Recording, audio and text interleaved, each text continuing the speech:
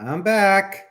I'm going to be doing a live stream here on the taking a political coordinates test. We're going to do that right now together. There are some political tests that have so many questions. There's one done by the Pew Research Associates that's like 70 questions. I'm not going to do that because on many issues, my views are not always clear cut. They tend to be more nuanced than the average ideologue. So I found a political test called the political coordinate test that has only 36 questions. So that is doable. So what we're going to do, I'm Nevin Gesak. For those of you who are listening to this podcast for the first time, this is Nevin Gusak of the Populist Patriot, the name of this channel. And today or tonight, I'm going to be taking the political coordinates test. So we'll see where I fall under. Some of these answers may surprise you, both amongst the conservative as well as more liberal or even leftist viewers of this program. And some of my answers may even surprise the nationalists of various stripes that are listening to this live stream. So let's go on here. This political coordinates test is on idrlabs.com. And let's see. Question 1.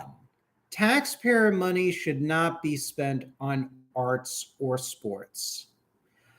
Well, I guess that depends on where the sports is being held and which taxpayer money we're talking about. If it's money ultimately spent for sports in middle school and high school, team sports, I'm all for that because in the public schools, property taxes, which is a form of taxpayer money, does go to fund the public schools. And I am all for that. I think there needs to be an extensive investment of public dollars in really revamped, ambitious physical education program. When it comes to building sports stadiums, no. I would rather see taxpayer money go towards massive infrastructure improvements like high-speed rail, improvements and even extensions in freight railroads, dredging waterways for the continuation or increased barge traffic or recreational boating, et cetera, et cetera. I think when it comes to arts, I definitely believe in public dollars for performing arts centers. I work near a performing arts center. I manage a small library here in Broward County, Florida. And truth be told, those performing arts centers and art museums tend to be heavily patronized. So yes, I would say that.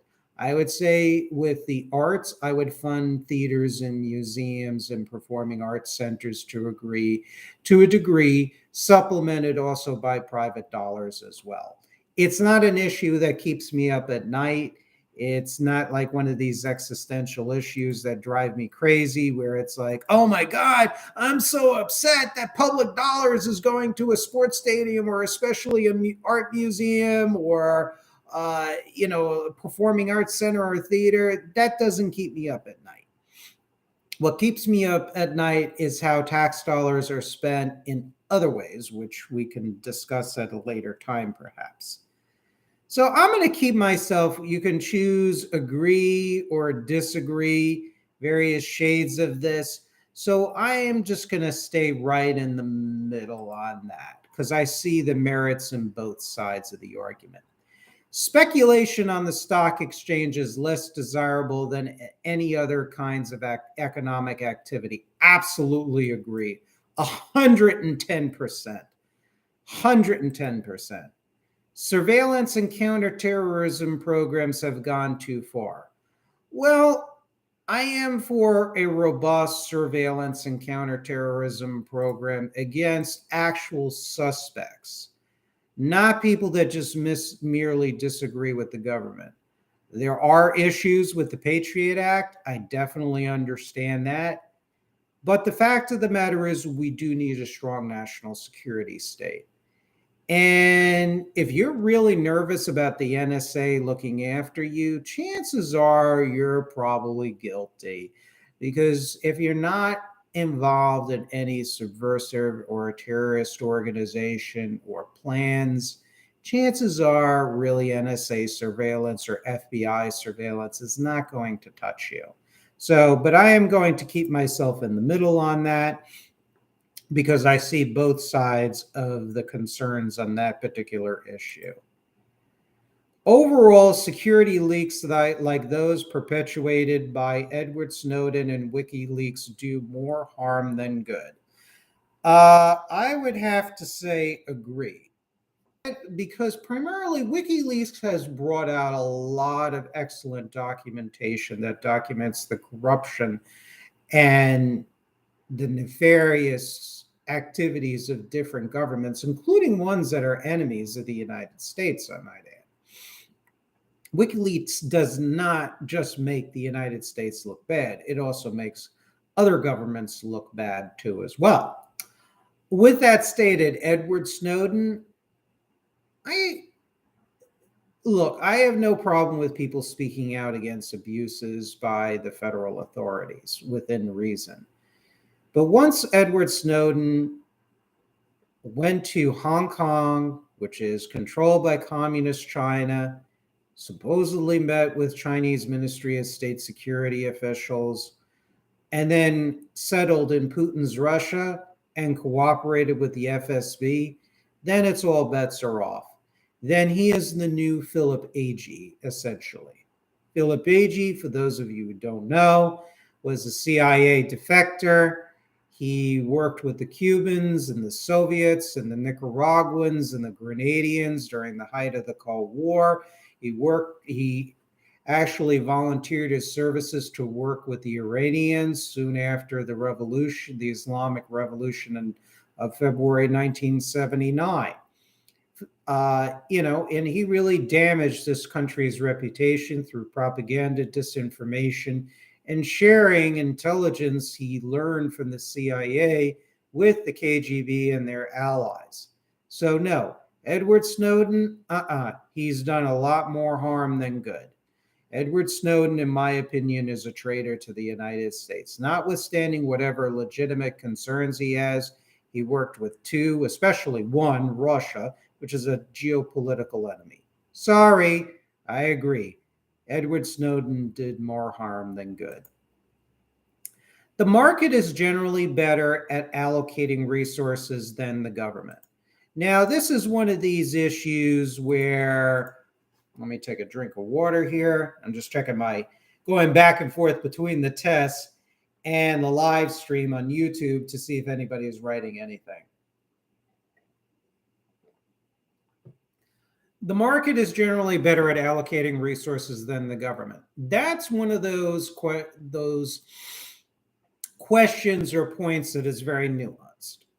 The free market is generally much better at allocating most resources. For example, when you're going to the restaurant, when dispersing medical care, not health insurance, but medical care, when distributing and dispersing a variety of goods and services, cars, tourism, restaurants, hotels, to a degree, housing, many, many different things.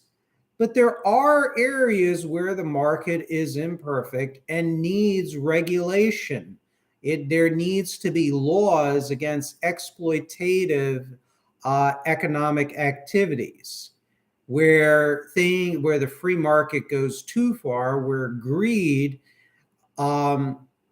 basically causes excessive lack of economic opportunity and social mobility, or damages national security.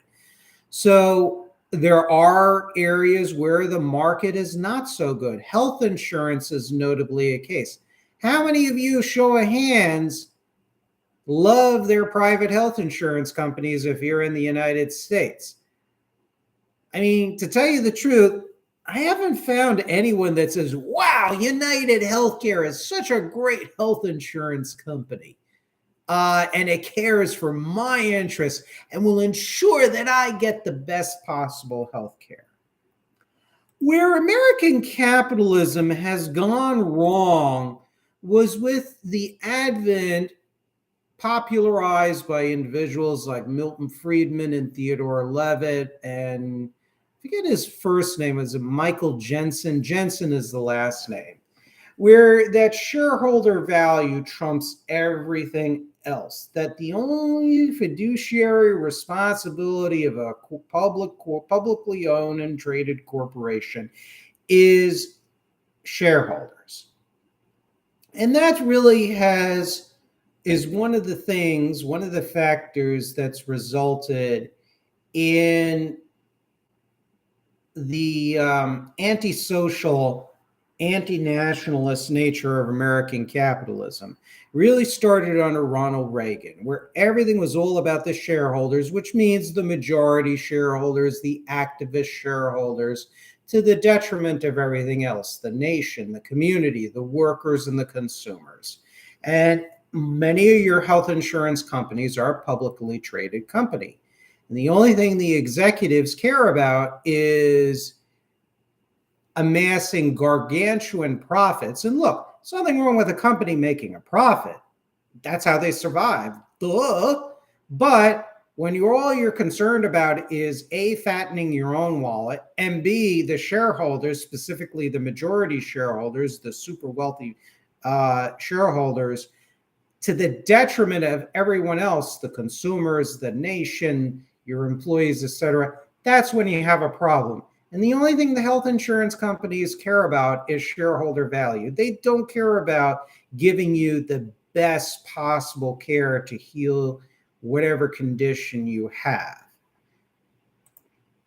And that's where the market really does not work. An unencumbered, a totally laissez-faire free market works.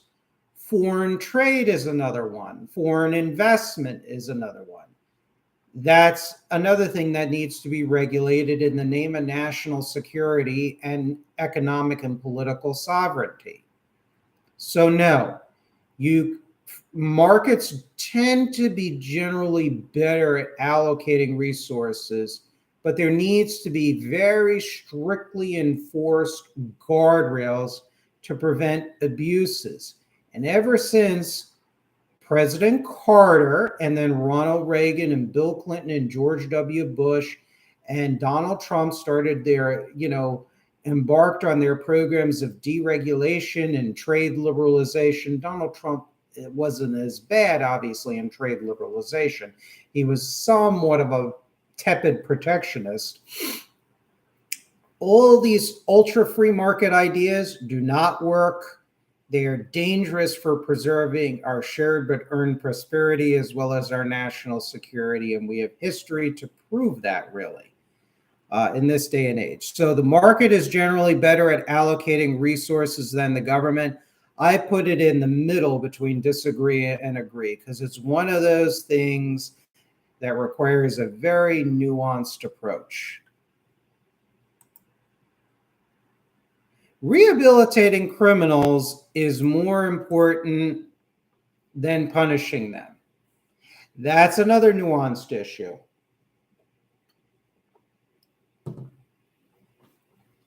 Now, there are criminals like Jeffrey Dahmer, serial rapists, sex offenders of all kinds, traitors, and a few others, drug pushers, major drug kingpins. Those are some examples of individuals that are too far gone, and they need life imprisonment, or, if proven guilty beyond reasonable doubt, execution, meaning capital punishment.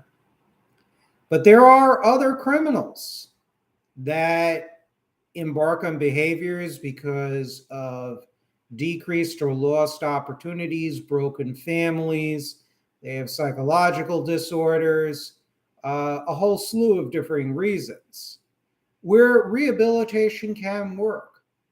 A friend of mine who unfortunately is deceased was such example, who committed a crime, and it could have been somewhat of a serious crime, and he was imprisoned, but he also was rehabilitated. He went through a rehabilitation program and it worked.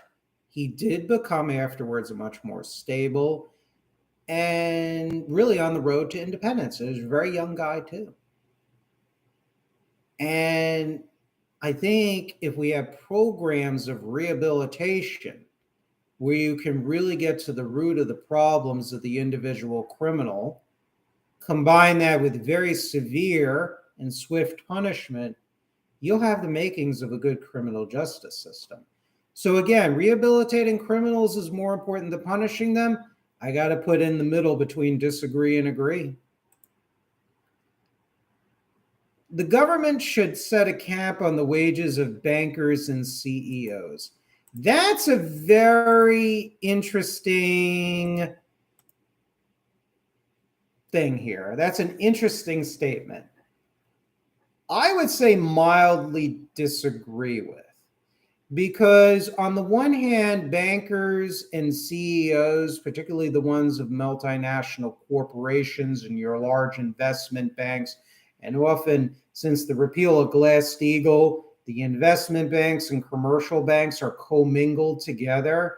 So your large multinational corporations and large banks, not the small banks and the small companies, yeah, their wages are too high.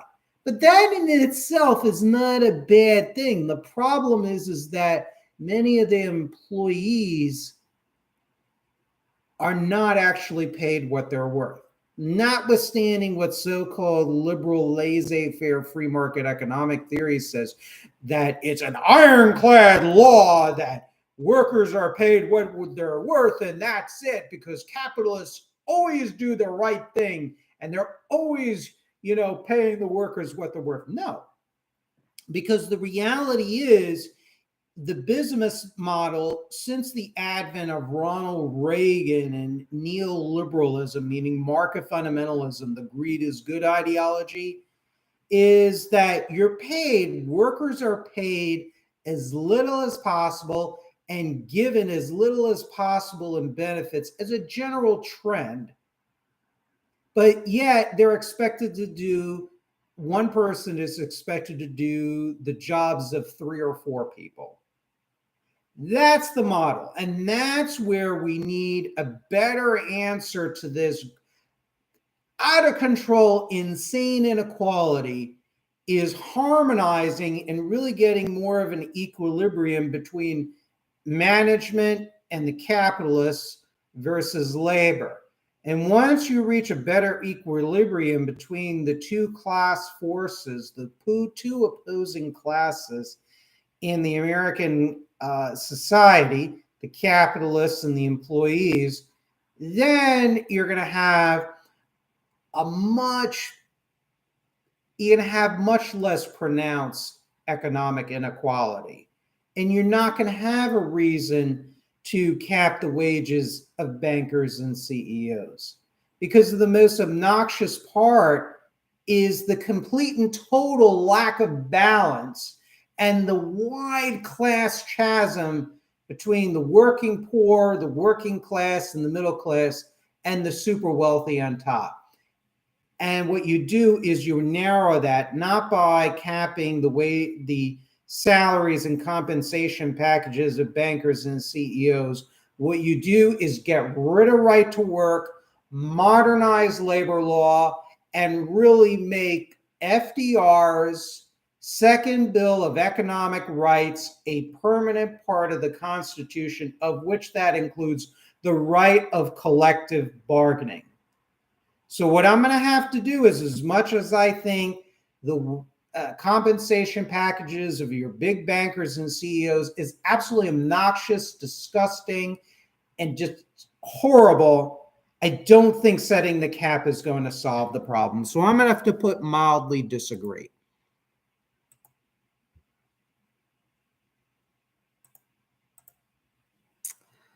Oh, I have some viewers here and I have 2 likes. Wow, cool. Cool. Very cool. Thanks for listening. And thanks for liking what I'm saying so far. Okay, prostitution should be legal. Now, that's not an issue that keeps me up at night. You can kind of tell which issues keep me up at night and which don't. Have I ever used a prostitute? No. Have I ever wanted to use one to have sex with? No. My view on sex is quite simple. I want to have it in a serious relationship where I really truly connect with a woman. When you're making love to a woman, you feel this strong, intimate connection. That's what I feel. And that's what overtakes my head, that sort of passion, that connection. And that's how I like it. And I hope a lot of my countrymen and countrywomen really have that experience, because to me, that's one of the biggest pleasures and purposes of sex, is to have that emotional bond, not only the flesh, but that emotional connection, that emotional bond. But I also realize there are people, for whatever reason, that really maybe lack of confidence, or they feel they're not very good looking, or Lord knows what, that frankly, they're not going to have an opportunity to be intimate with a woman in a serious relationship. So it's like, on the one hand, you want to have a situation or an avenue where these individuals can have a source of pleasure. But on the other hand, I have lingering socially conservative moral issues with legalizing prostitution. I mean, the way around that is, of course, escort services. I suppose that could be a compromise. But on the other hand, the fact of the matter is that this is not an issue that keeps me up at day and night. These are just my views on sex, on making love, on intimacy.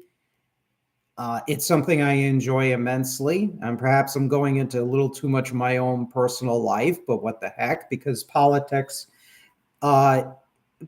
tests are partially a reflection of your values, your personal values in some ways. So prostitution should be legal. I see both sides of that. Not an issue that keeps me up all night. So I'm going to put in the middle of disagree and agree. Oh, now here's one that I definitely will give you a short answer on. And that is import tariffs on foreign products are a good way to protect jobs in my country. Totally agree. Totally for an incremental tariff rate of 25% on imported goods. Plus, I do not think we should be ultimately trading with geopolitical enemies in countries with shitty governments like Russia, Communist China, Vietnam, Laos, Venezuela, Cuba, Nicaragua, Syria, Iran, Saudi Arabia, Myanmar, Belarus.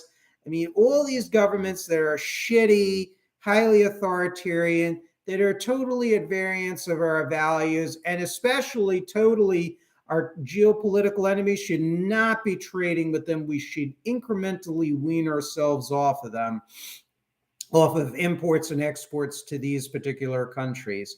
Furthermore, even allies like Japan and Germany have been notable for gaming the global trade system through open as well as hidden subsidies. They use that to distort trade with their partners, especially the United States. So definitely, I'm not saying we shouldn't trade with other countries, but we need to have an incremental tariff rate percentage wise that I would go to 25%, and I would have embargoes and outright trade bans with our geopolitical enemies. And I would also institute additional programs, federal programs that will encourage manufacturing, most notably nationalizing the Federal Reserve and transforming it into the third national bank of the United States. We know that state banking, state owned banking works well. I believe it's in North or South Dakota, works very well. The state bank in that state actually works well, is managed well. Read about it, it's well documented. We had nationalized banks in this country's history. It's something that Alexander Hamilton recommended in his report on banking. I think we should also have other programs, some of which President Trump unfortunately tried to abolish, differing manufacturing institutes. Those need to be reinstituted.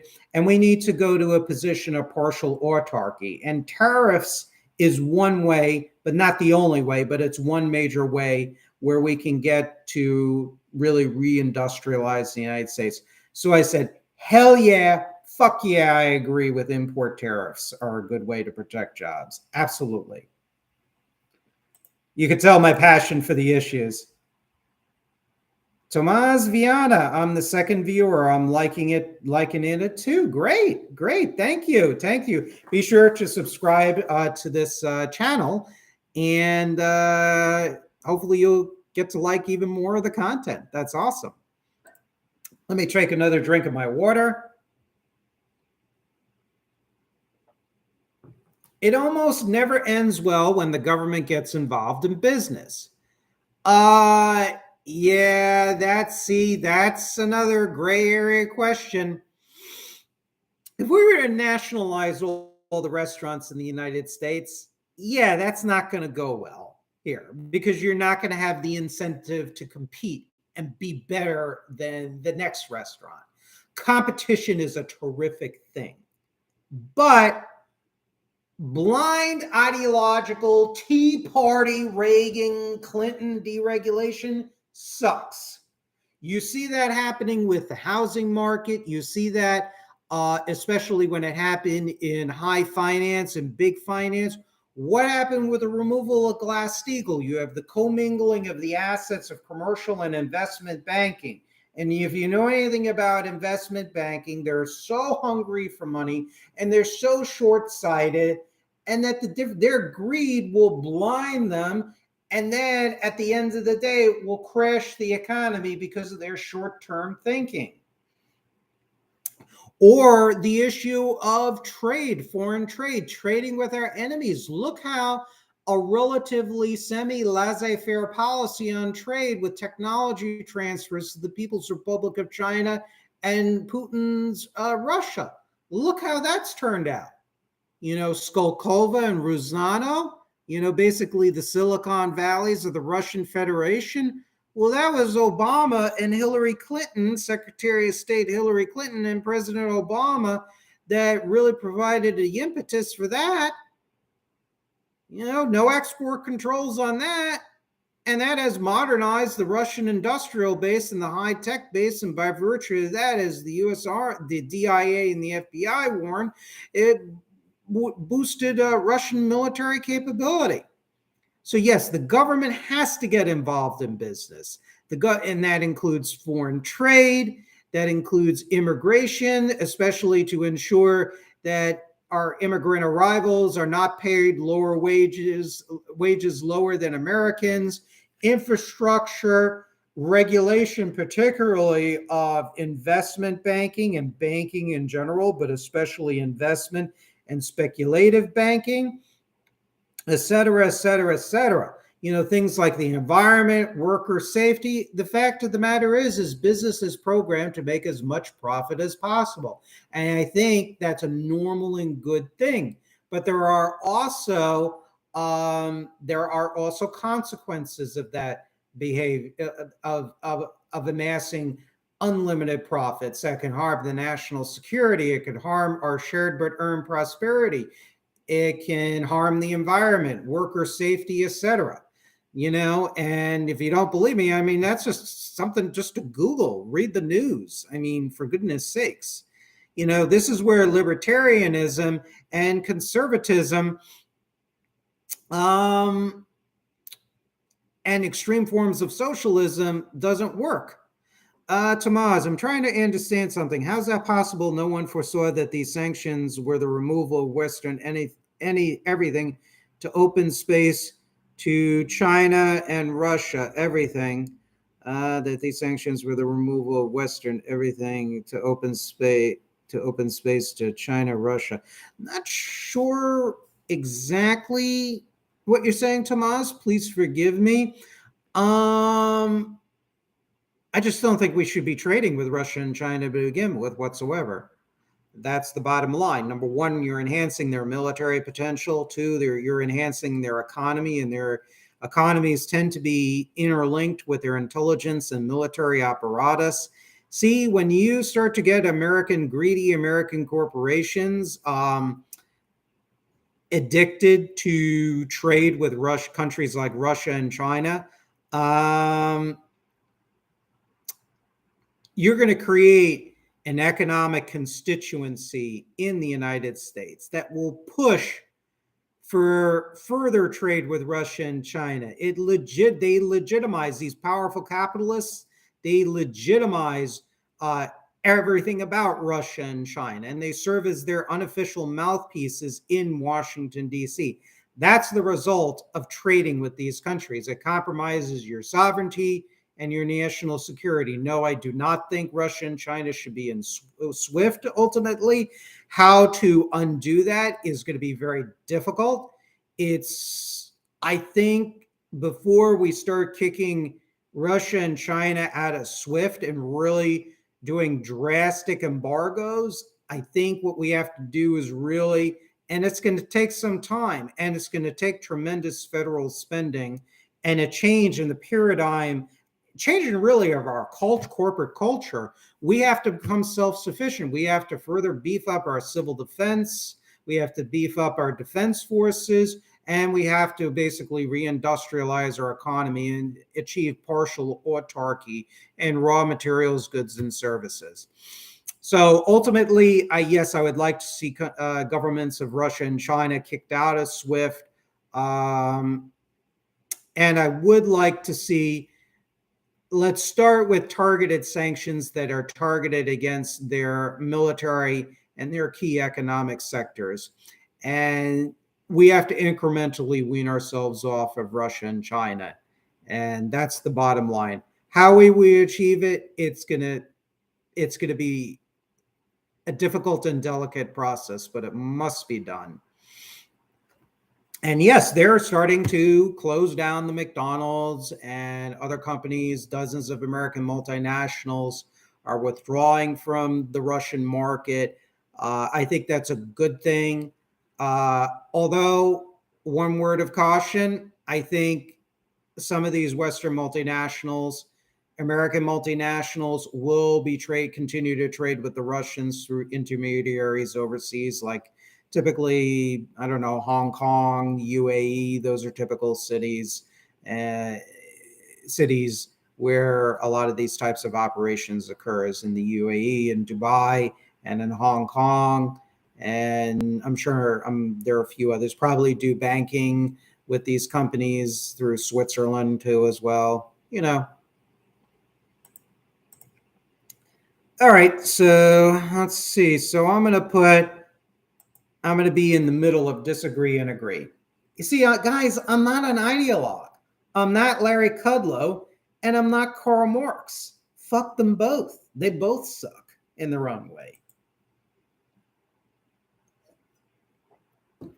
Some peoples and religions are generally more trouble than others. Well, that's another difficult one. If you're talking about fundamentalist Islam as practiced in Saudi Arabia or Iran, or now Taliban held Afghanistan, the Islamic Emirate of Afghanistan, yeah, That is a bad religious ideology. It is barbaric. It's tyrannical, especially by our comparatively Western liberal standards. Now, is every single Muslim that I've met or worked with an individual who's a terrorist in the making? No. So, and just like is every single Hispanic person from South America, the Spanish speaking parts of the Caribbean, and Central America a rapist, a murderer, a drug dealer? Hell no. In fact, I have had the pleasure to know many Hispanic people, and many of them that I've come across tend to be very hardworking people that are trying to integrate themselves in the American society.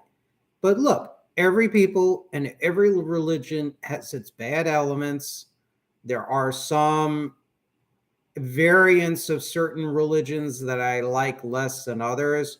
Islamic fundamentalism is an obvious choice because they actually run actual governments these days, and they're either geopolitical enemies or they have such crappy, barbaric, horrible human rights violators that they really don't deserve my respect. So I'm going to be in the middle of disagree or agree on some people, and religions are generally more trouble than others. There is at heart a conflict between the interests of business and the interests of society. I think in today's world, I would mildly agree with that. And I think I talked about that before, where what is good for Goldman Sachs is certainly not good for the United States of America, because much of business, especially big business, they don't care about the country. The Koch brothers don't care about the United States. Walmart does not care about the United States, no matter how much they package themselves in American flags and fellatiating over veterans and everything else. They don't care. They have no problem doing business with our geopolitical enemies, China notably. They don't care. Okay?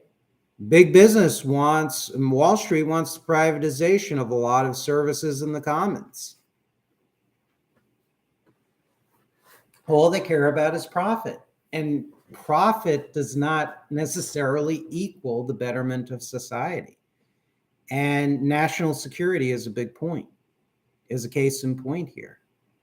Because big business, when you look at the views of many of their executives, they have no attachment to the United States of America and the American people. Look what happened with what Paul Singer did in Sidney, Nebraska with Cavallas. Destroyed that town. Bad for society. Pulled all those jobs out. That destroys your tax base, which helps keep your police and your public schools well funded.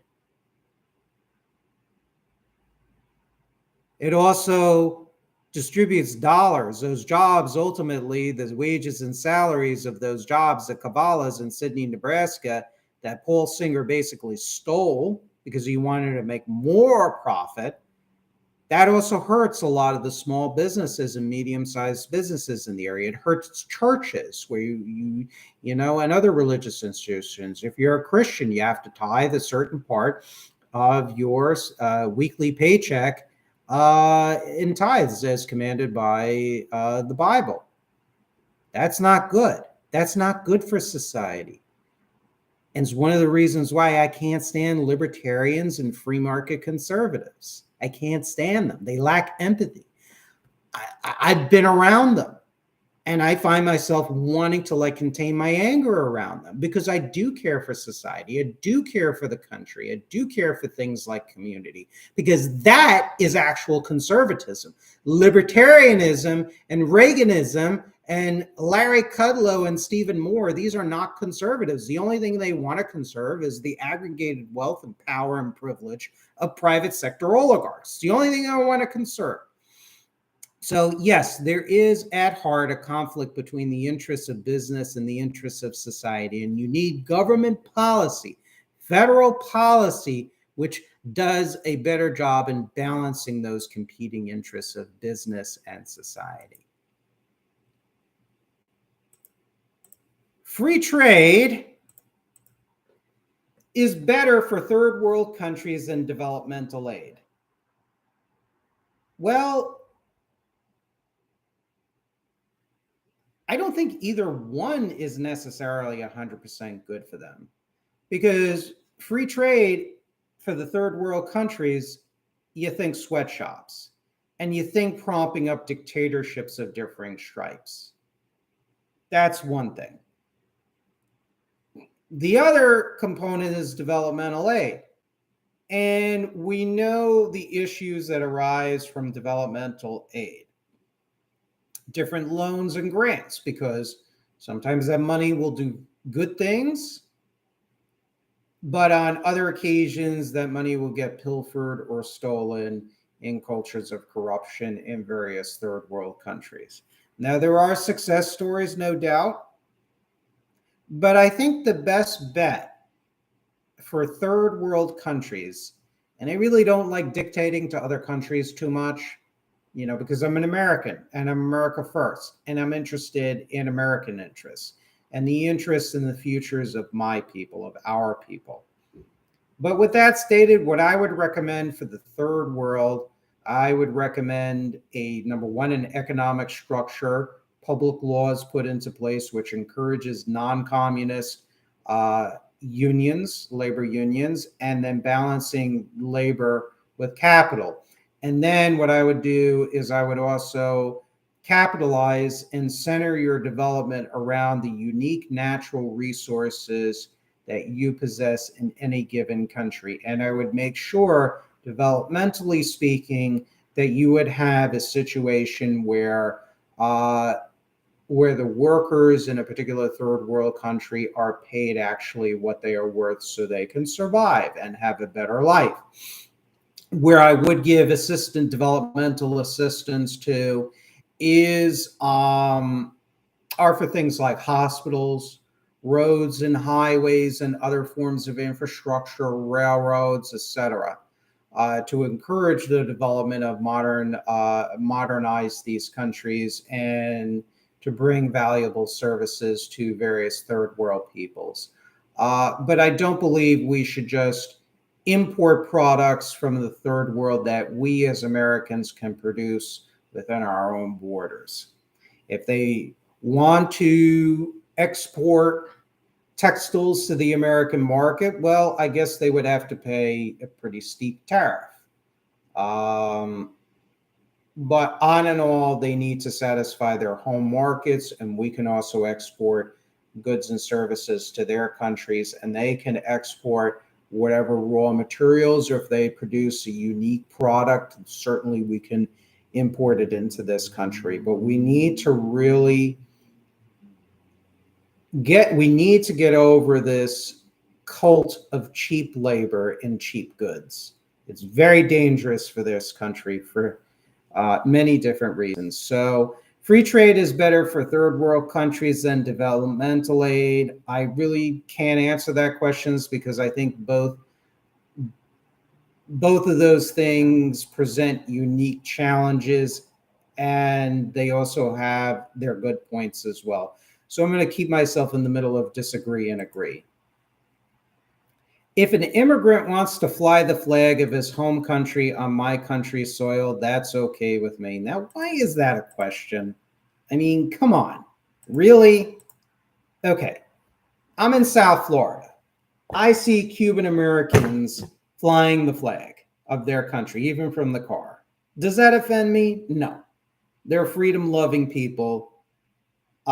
They're flying it from their private property, whether they're private vehicles, their private home, their private store. It doesn't bother me. It really doesn't, to tell you the truth. For an ex-girlfriend of mine who was originally from Cuba, I actually bought her during the massive protests and uprisings in Cuba in 2021 against that horrific communist dictatorship. I bought her some flags for her car, American flags and Cuban flags, and damn proud of it. because I felt a sense of solidarity for the plight of her people. So if an immigrant wants to fly the flag of his home country on my country's soil, that's okay with me. Yes. Now, if they flew a flag of a tyrannical movement or something or another, yeah, that'll offend me. I guess some flags offend me more than others. The Palestinian flag, the Saudi Arabian flag, the flag of the People's Republic of China, replete with the stars on it, the North Korean flag, the Vietnamese flag, not the South Vietnamese flag, but the communist Vietnamese flag with the big gold star on the red background. To give you some examples, yeah, those kind of offend me. So, but at the end of the day, not every Saudi, Russian, or Chinese immigrant in this country supports the dictatorships in those particular countries. So I'm okay with it. So I'll put partially agree.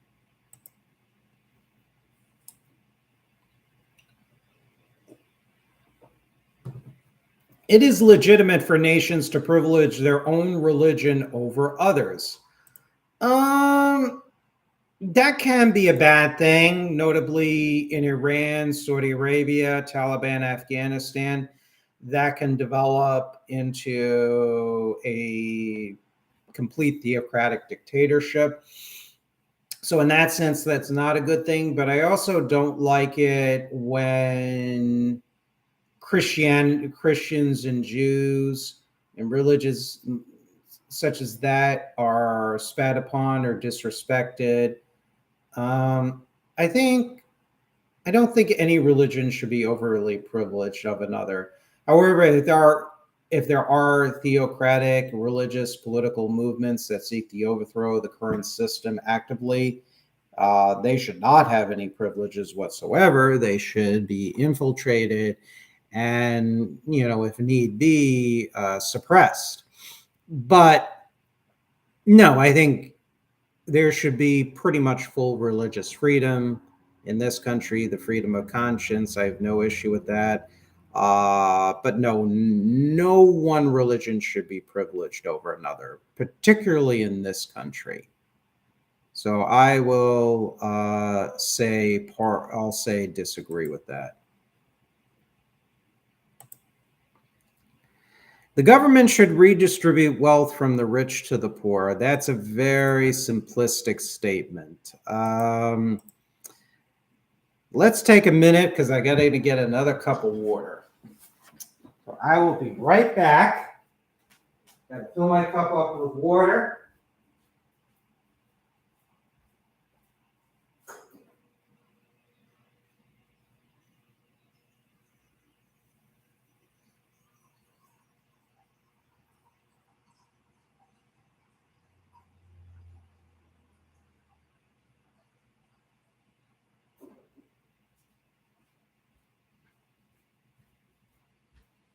Okay, I'm back. This is one of my few beverages of choice. Nice ice cold glass of water. So the government should redistribute wealth from rich to poor. As I said, it's a very simple statement. I understand the purpose of that question. Yes, the wealth inequality that has existed starting in the 1980s is obnoxious, it's unsustainable, it's immoral, it's everything bad. But the fact of the matter is you're not going to have perfect equality, and frankly, there shouldn't be perfect equality. You're always going to have a rich, you're always going to have a middle class, and you're always going to have a poor, and then you're going to have a lumpen proletariat, if you will. That's not going to totally go away.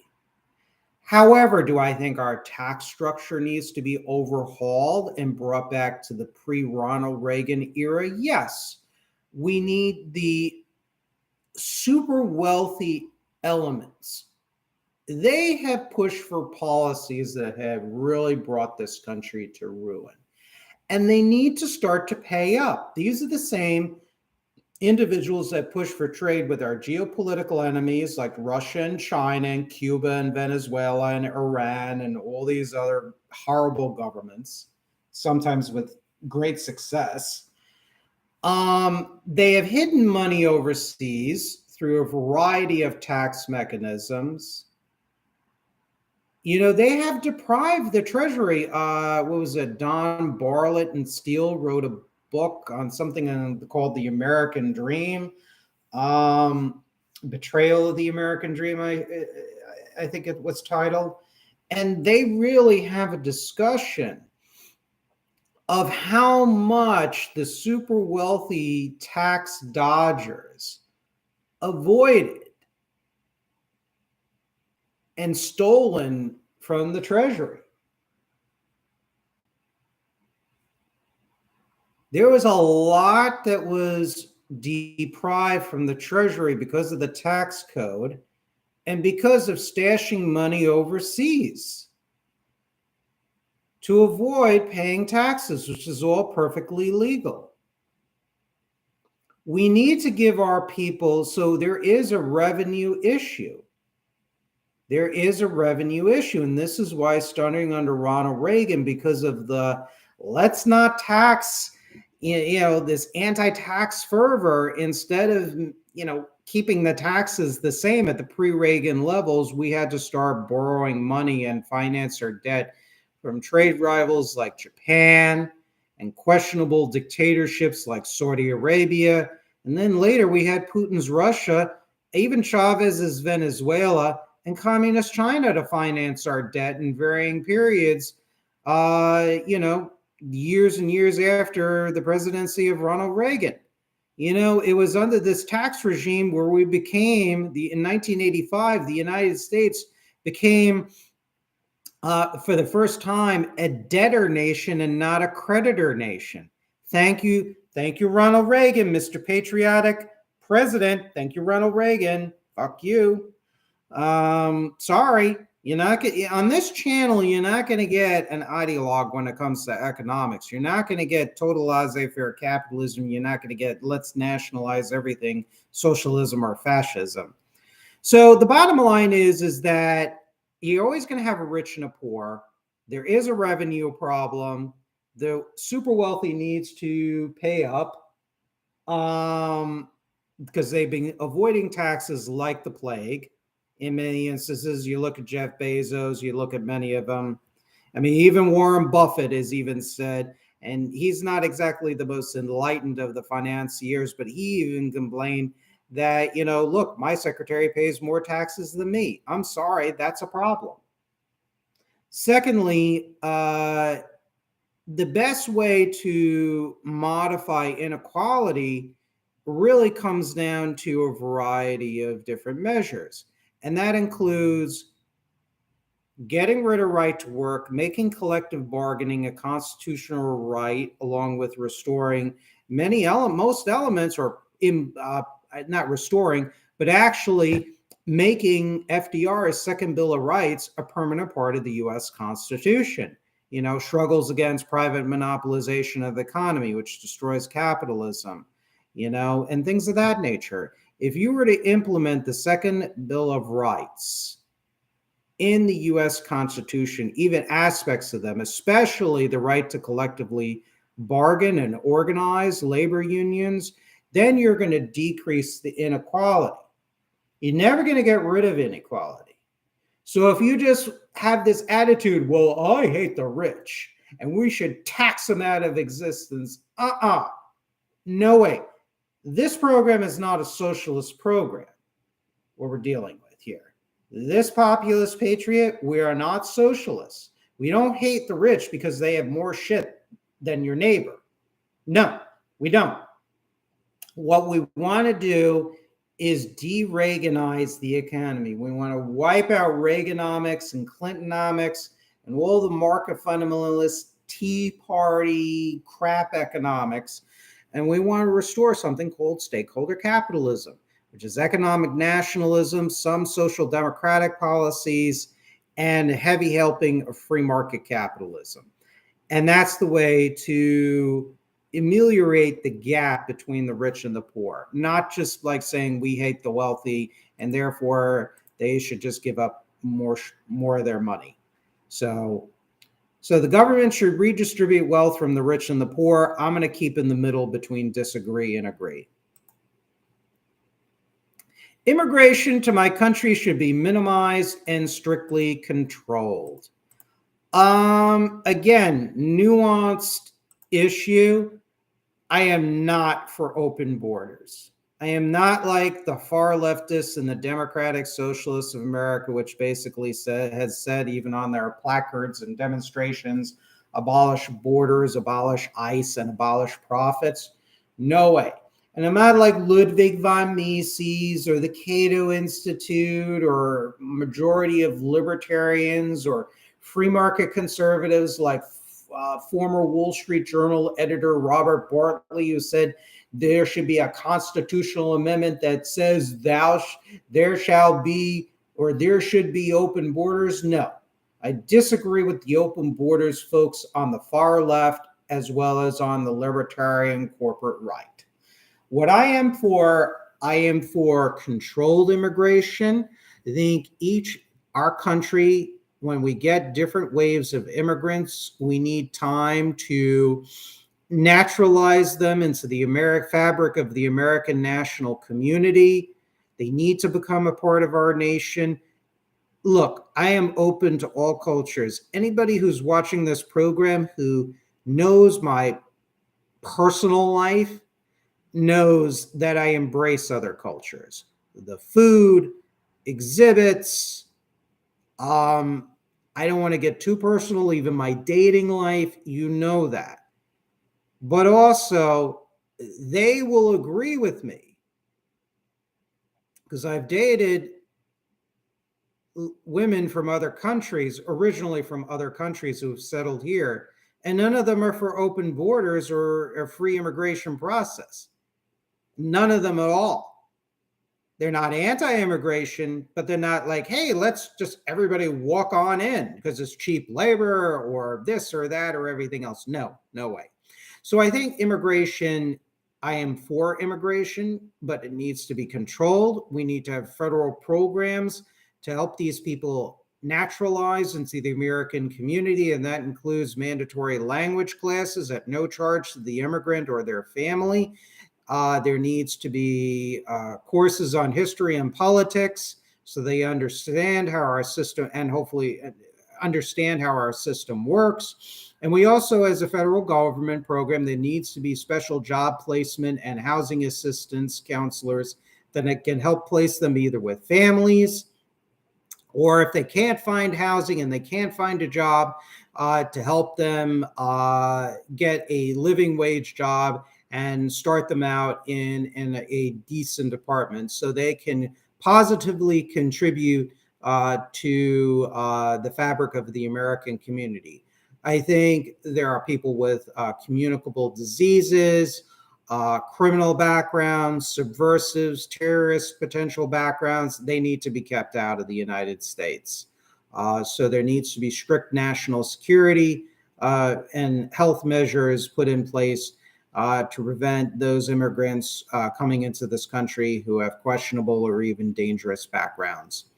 So also when it comes to immigration, totally against using the immigrants as a cheap labor force. That needs to be severely cracked down upon, especially with the law enforcement mechanisms targeted strictly against the exploitative employers who are really serve as the magnets and the drivers of this cheap labor policy. So I would ultimately, over time, abolish the H-1B, various H-2 visas, L-1 visas. All of them would eventually be abolished because much of that is not about merely really bringing the best qualified people. It's bringing in basically a slave labor, bonded labor force in the United States. And that's wrong. I hate bullying. I hate powerful people that take advantage of people with no power. Nothing pisses me off more than that. So immigration to my country should be minimized and strictly controlled. I agree with the strictly controlled. Minimize, yes and no. In varying periods, we can welcome people in, but then there needs to be a grace period with these immigrants. I like to call them aspiring Americans, are naturalized, integrated, and then you can loosen things up a bit. I'm going to keep it in the middle between disagree and agree.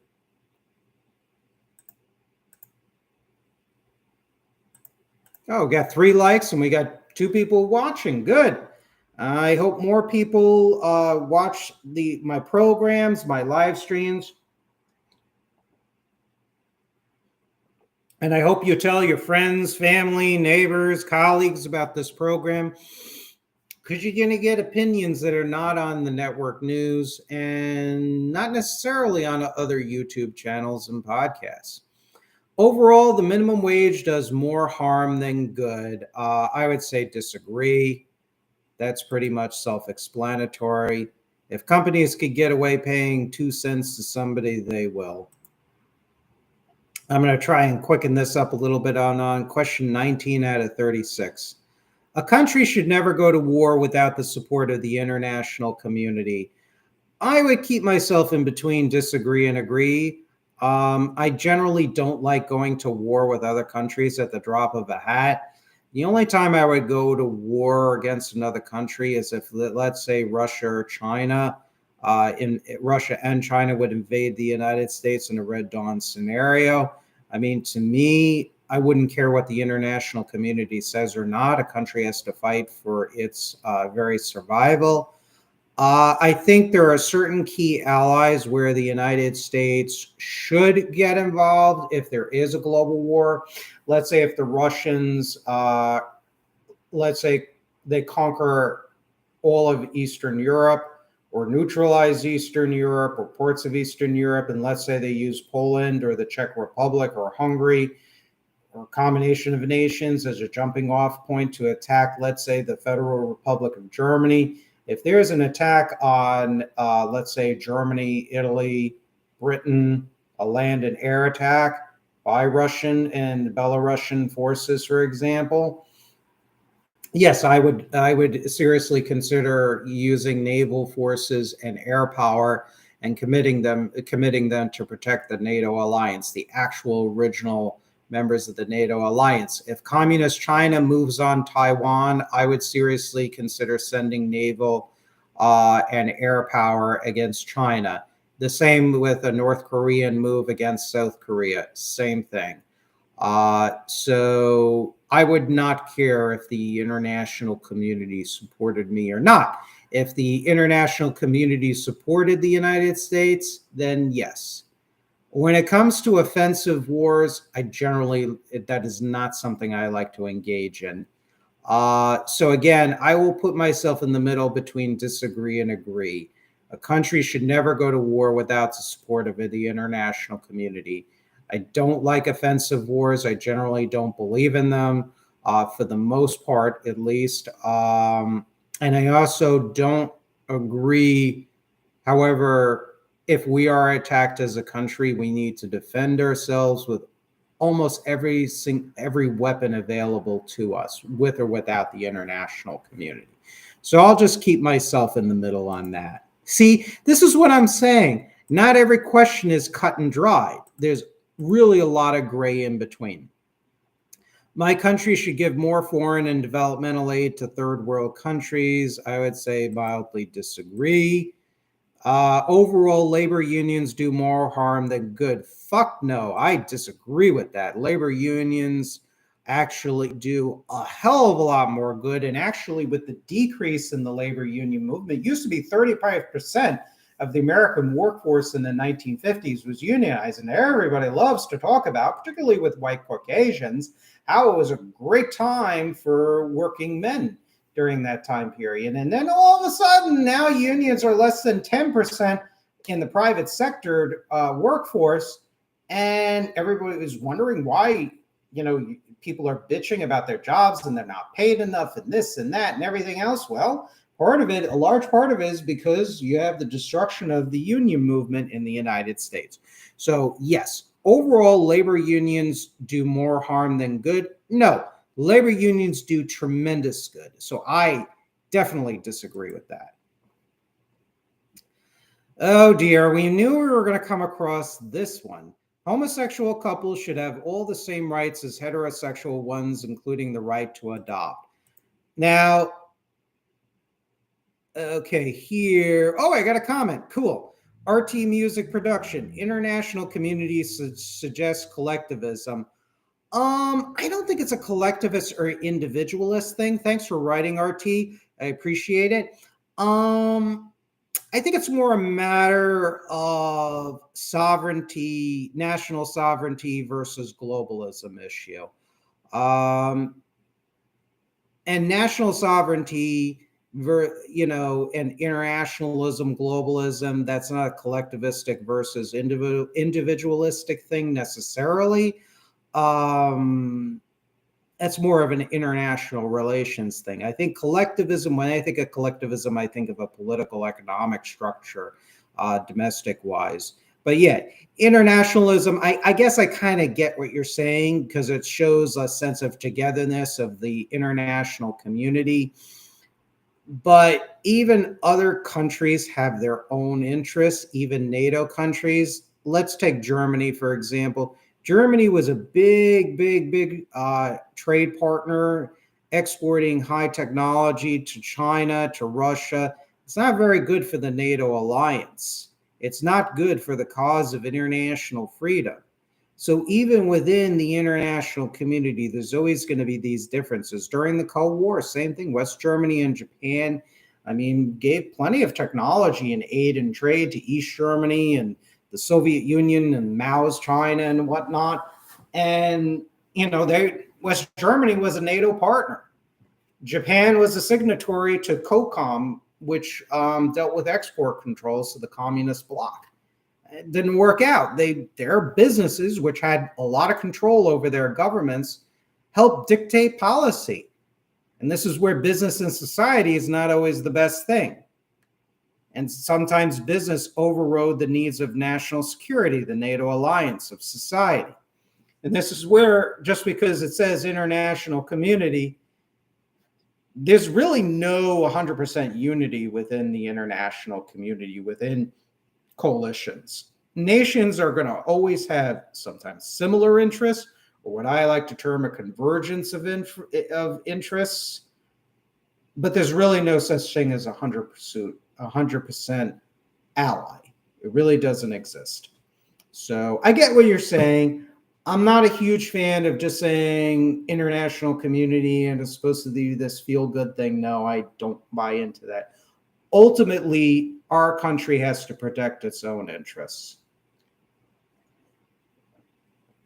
And we have to be very, very, very, very wary of what George Washington referred to in his farewell address of entangling alliances. We have to be very careful about that.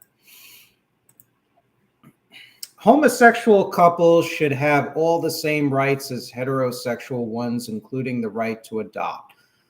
And that's, again, it's an issue that obviously does not preoccupy me. And this might piss some people off. And, a lot of stuff, I keep my personal views on social issues to myself.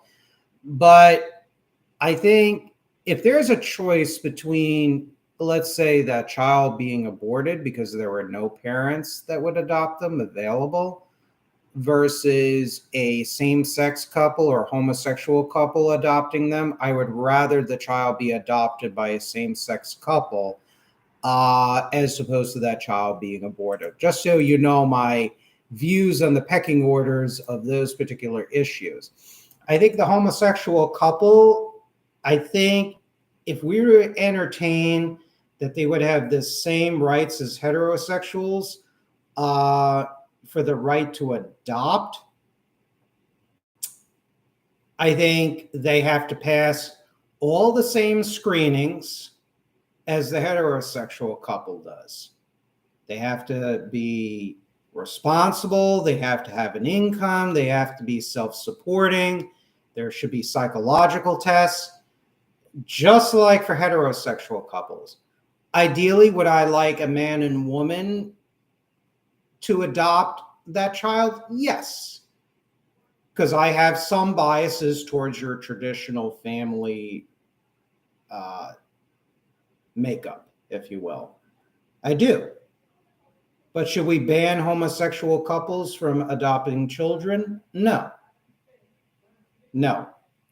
As long as they pass the same tests, the same screenings that a heterosexual couple should be subjected to for adoption.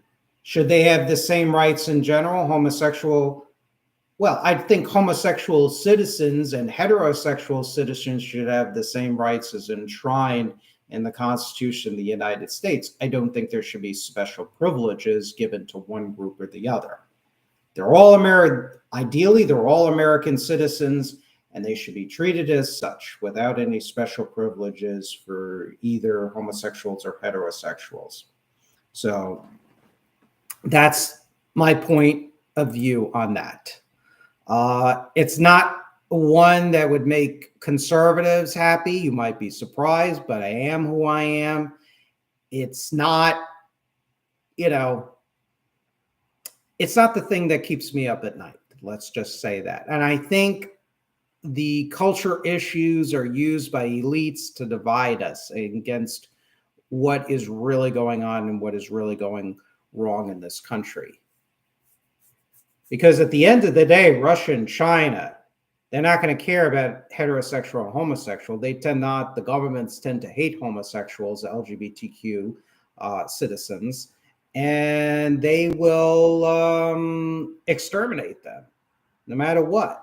We all have to be united as Americans. That's the bottom line. We can't be hating on Christians and Jews and blacks and Hispanic citizens and LGBTQ people and whatnot. Eventually, we have to be fighting in the same trenches.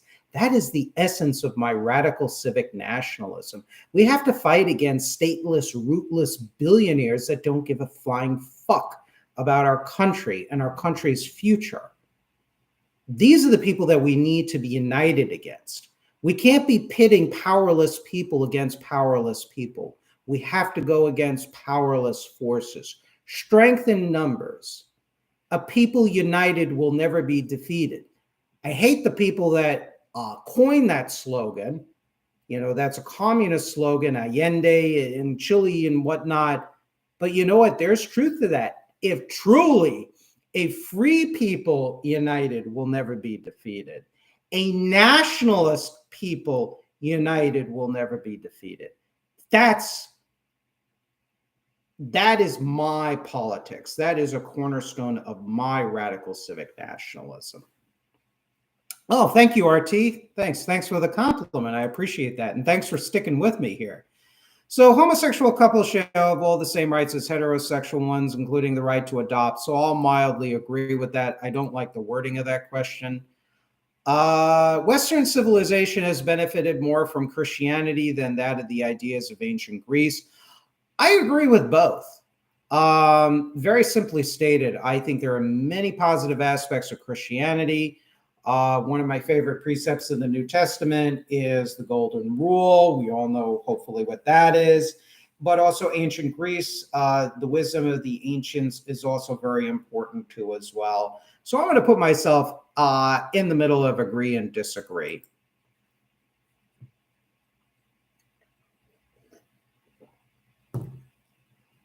Okay. So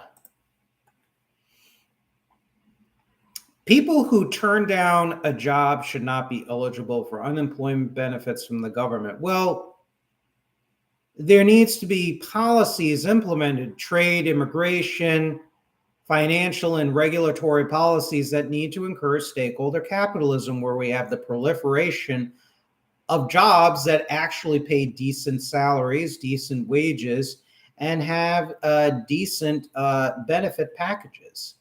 So really, that question of a job versus unemployment benefits wouldn't really matter.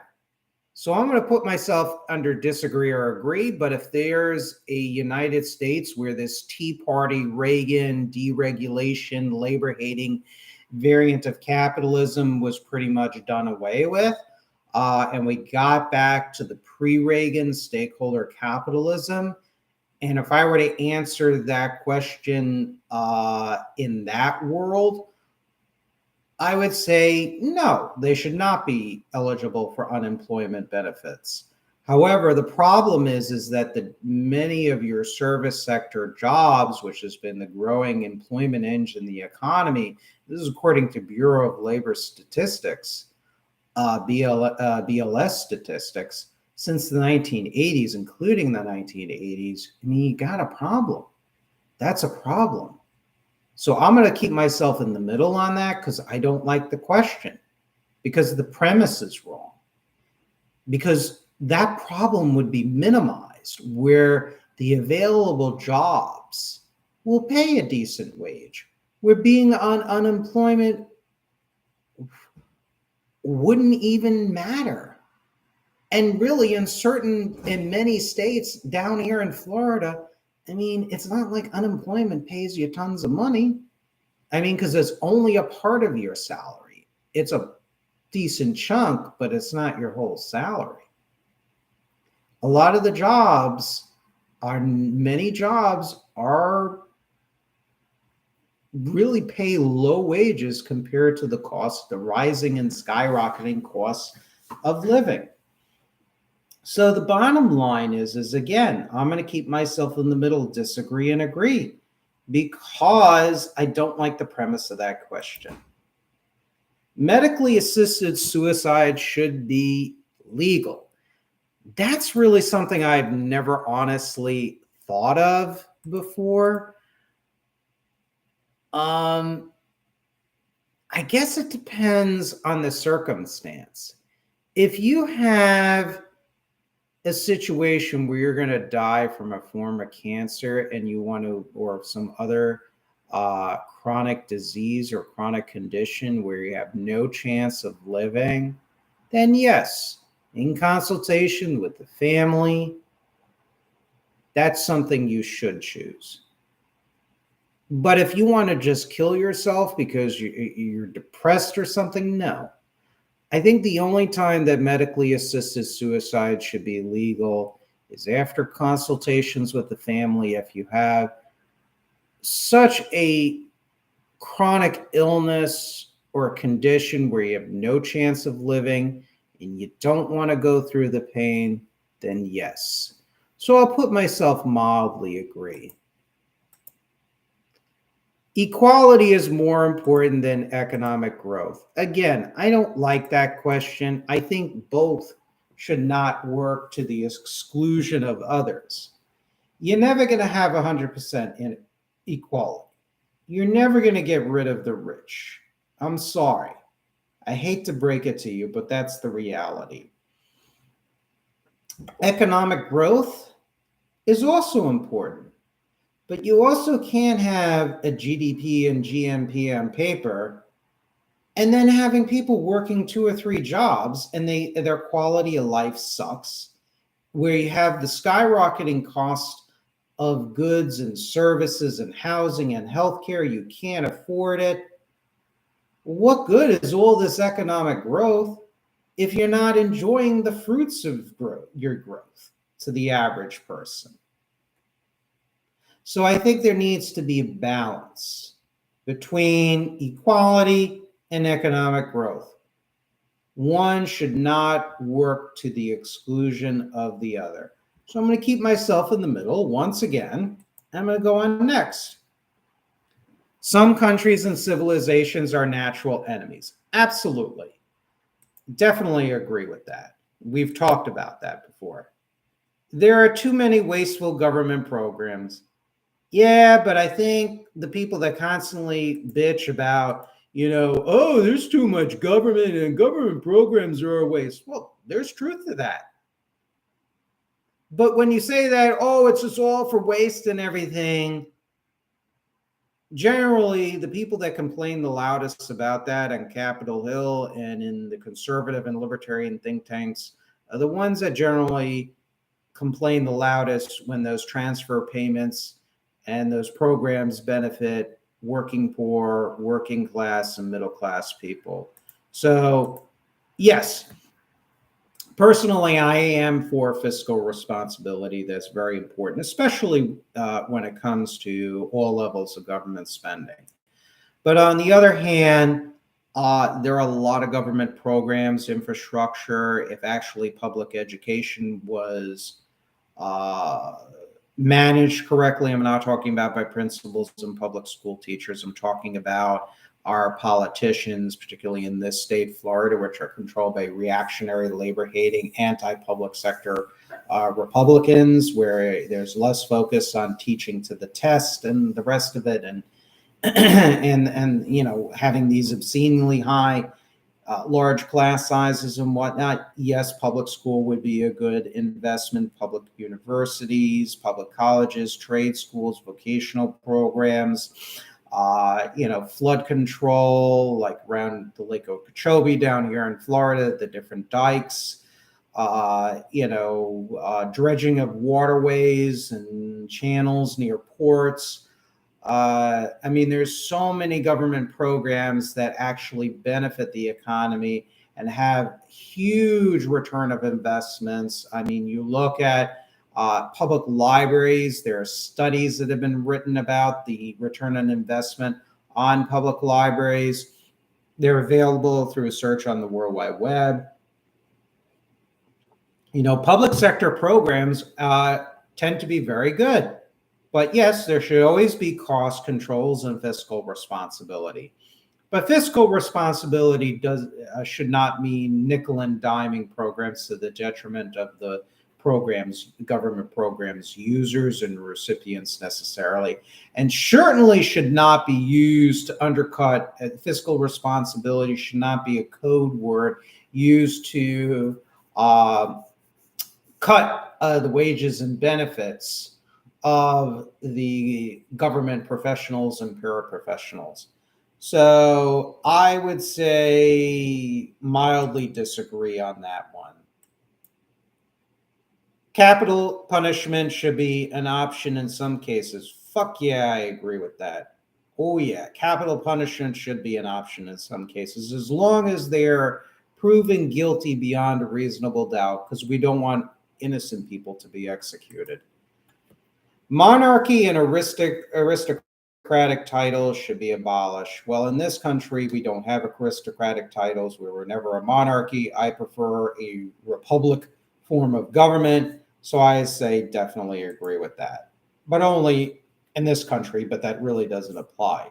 For other countries, I really shouldn't be the one saying, well, that Jordan should abolish its monarchy. It's not my place to do that. I'm only interested in public policy insofar as it affects American citizens. Government spending with the aim of creating jobs is generally a good idea. Yes, it can be. You look at what happened in the Great Depression with the infrastructure programs like the WPA, which created infrastructure like the Triborough Bridge in New York City, for example. That can be a good thing. The Civilian Conservation Corps is another good government program. You look at librarians, firemen, police officers, military. These are all government spending, and they're all necessary in varying degrees for the functioning of a strong republic like the United States. So I would say definitely agree. We need to increase taxes on industry out of concern for the climate. Well, I'm not exactly sure if taxes is the way to go. I would rather use subsidies and incentives to create parallel to the fossil fuel industry, clean energy sources, as well as also waste to energy. So I'm not sure if increasing taxes is going to necessarily ameliorate climate change. But I would definitely support targeted investments when needed in wind, in solar energy, geothermal, nuclear power, as long as it's airtight safe. And because we don't want any 3 Mile Islands again. And that was a near nuclear disaster that occurred in 3 Mile Island nuclear power plant in Pennsylvania. We don't want that. And also waste energy. mean, there's a waste to energy power plant incinerator down in Doral, which is a community in Miami-Dade County. So there are other ways we can ameliorate climate change, where we can also deal with transitioning to more and more to alternative energy sources for the generation of electrical power. So I'm going to stay mildly disagree, because I do think climate is an important issue. However, at the same token, I don't think taxes is the way to go for that. I think by using subsidies and other forms of government policy and encouragement, we can encourage alternative energy. The government should provide health care to its citizens free of charge. Well, free at the point of service, I think you mean, because I hate to quote Milton Friedman, but he really had a good point where he says there's no such thing as a free lunch. And he's correct. Not everything he said was wrong and crazy. There isn't. We're going to have to pay for it somehow, including through taxation. Okay. So when it comes to healthcare, here is my view on healthcare. Healthcare, when it comes to the delivery of healthcare, should be mostly privatized, either for profit or nonprofit. In the case of hospitals, they should be nonprofit institutions, and they used to be in this country. When it comes to the medical practices, that should not be government owned at all whatsoever.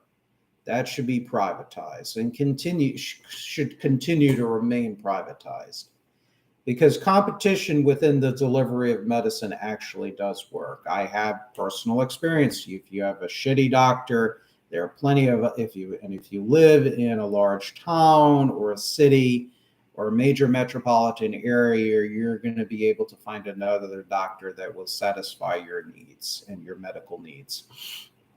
When it comes to health insurance, that's a disaster. Health insurance, nobody likes their health insurance companies here in the United States. It's very rare that I hear somebody say, "Ooh, United Healthcare is so wonderful. Oh my God, they have my best interests at heart."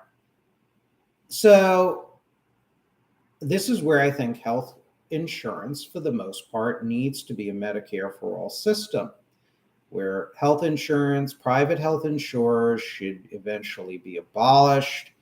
They need to be bought out or what have you, nationalized. And then you have, a lot of people love Medicare. Of what Medicare covers, people love Medicare. They find it easier to deal with. The prices are reasonable for standard Medicare services. Yeah. Compared to their health insurance companies, forget it. Polls have been done about this.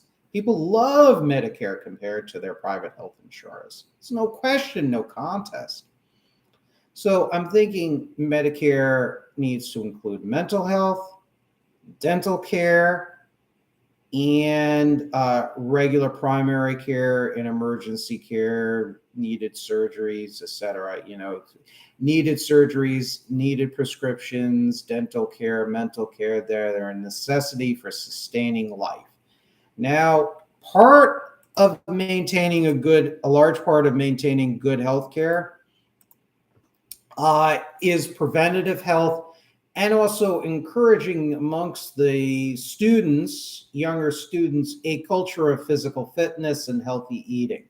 And that includes in the provisioning of your vastly expanded physical education classes that focus in on actual health and education about your body and what is good and not good for your body, and exercise and weight training and walking and jogging and running and self-defense and all kinds of other things, where our common culture makes fitness and health and nutrition sexy and important and vital for the functioning of our society.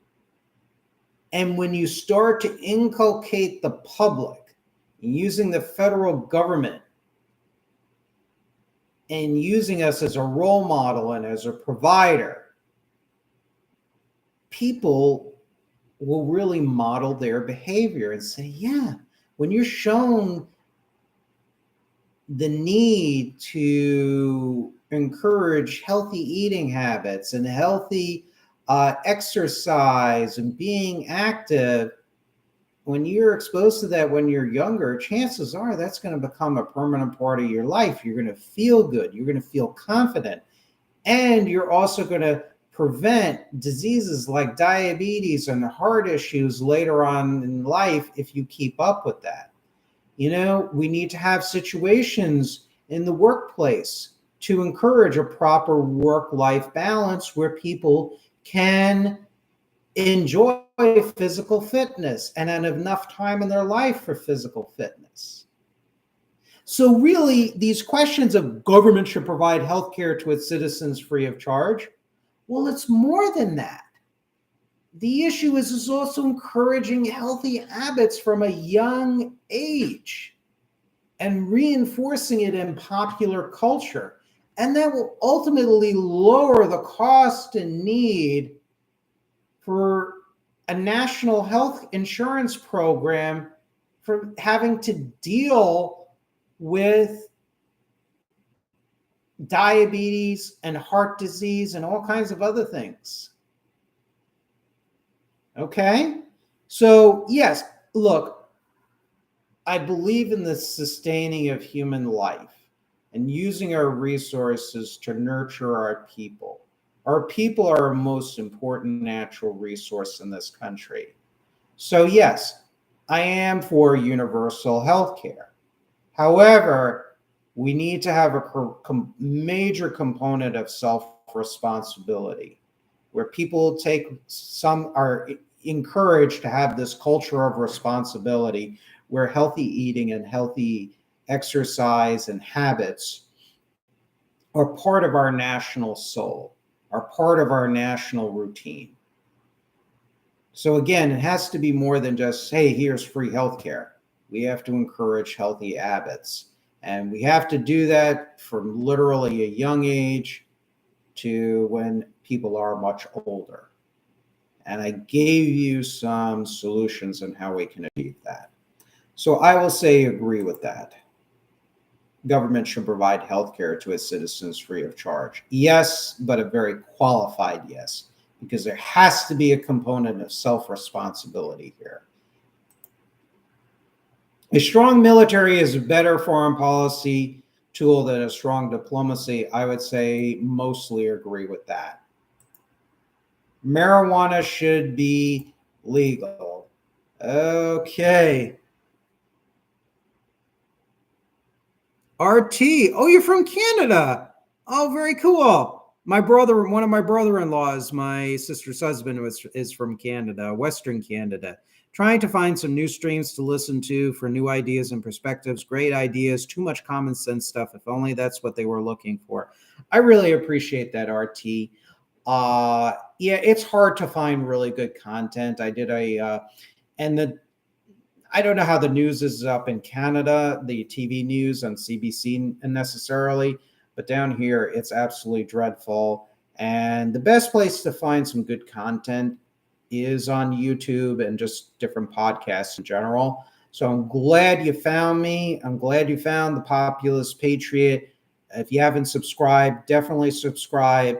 Definitely tell friends and family members, colleagues of yours. Tell them all about this program. The best advertisement is word of mouth. So we got a few more questions. Marijuana should be legal. I'm kind of agnostic on that issue, to be honest. I would venture to say that any drug, most drugs tend to be addictive. I am for medical marijuana. I say that with some hesitation. I'm not super knowledgeable about it.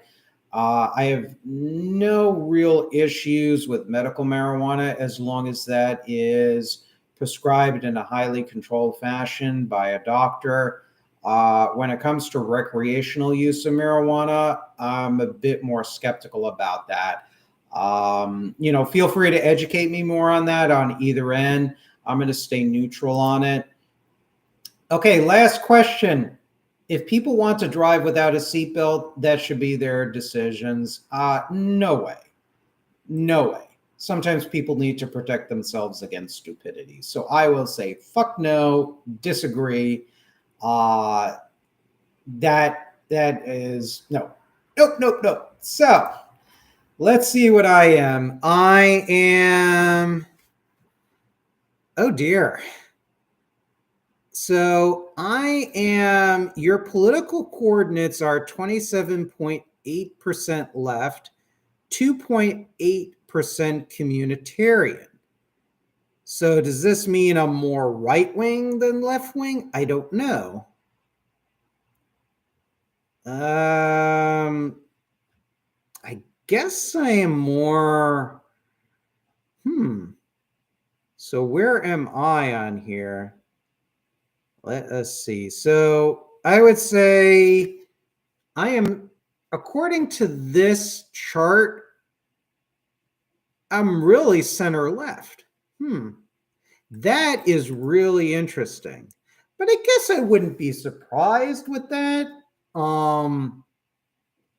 Because when it comes to a lot of these issues, I tend to take, as you probably notice, a nuanced approach. I try to look at all points of view and situations, but I really try to look at reality and what betters truly what is the betterment of the nation and all classes of society, but particularly the ones with the least power.